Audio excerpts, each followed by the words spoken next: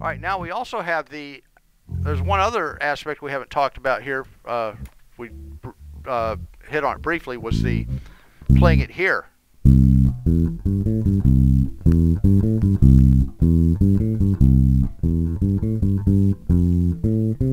We lose. So I don't know if I might like put up with the thinness of this as compared to, so it gets a little thinner as I go on the A string to the D string and G strings on the 3rd fret C, right? But if I go to 8th fret C, it fattens it up. I like that, but then I lose my ability to get to the F's and G's down in the 1st fret, you know, and on the E string, and then the G on the 3rd fret of the E string. Yeah. So I lose the thickness of those notes. Now the option you could do, but it's going to require some dexterity, is to you got to fly down to that F, you know, from the 8th fret, and that's not easy to do to keep the timing straight. Fly down to this F? Yeah, I mean that's not a very practical solution. Although it is something you could try, but the risk factor goes up quite a bit, you know. Try it this way. There's nothing wrong with raking. Yeah. Now you don't want to rake going up with the right hand. You don't want to go 1, 1, 1, 1, you know, up like this. But when you come down, raking is fine.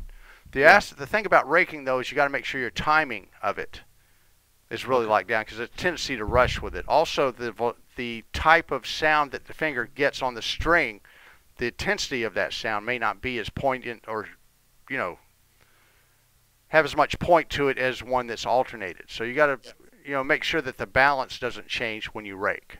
Yeah. Yeah. Right.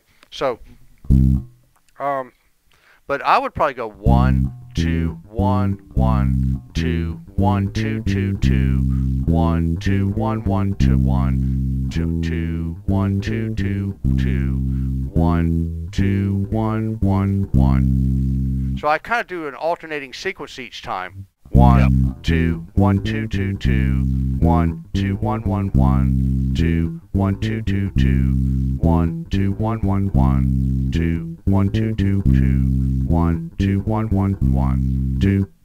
Yep.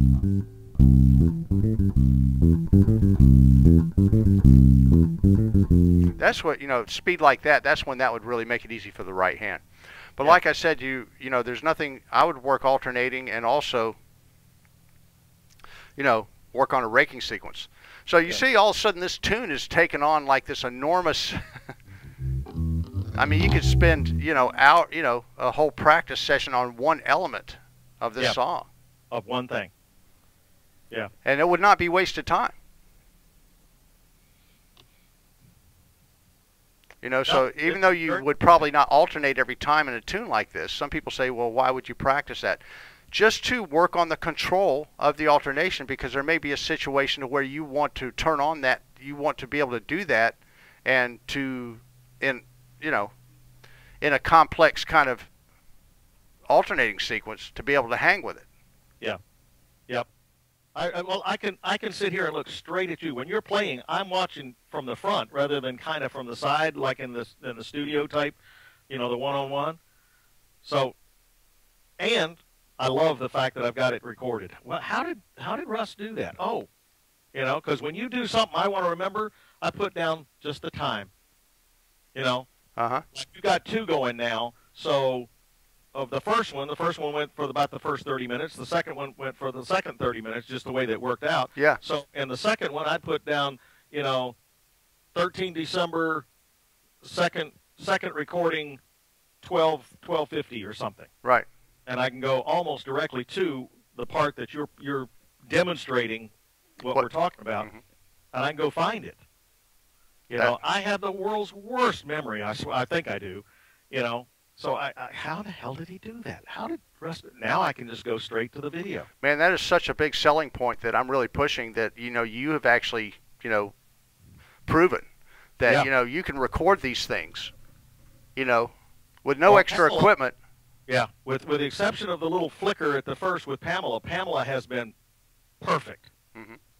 I haven't lost any. When it says, I've got down in the bottom right-hand corner, I use, I'm still on Windows. So in the bottom right-hand corner on a Windows unit, it has the various things that are running in the background. It shows that my antivirus is running, this is running. But Pamela has a little red dot that pulses when it's recording. Uh-huh. So something happens, I go, whoa, whoa, wait a minute, I just lost the recording. I've got a monitor that tells me that it's recording. Yeah, that's great. So, it's not just like it's in the background, is it or isn't it? I don't know until we're done and you go, oh, crap, I didn't get anything recorded. I constantly kind of check that little red dot down there. Mm-hmm. And if it ain't working, I go, oh, hold it, Russ, we got to start over.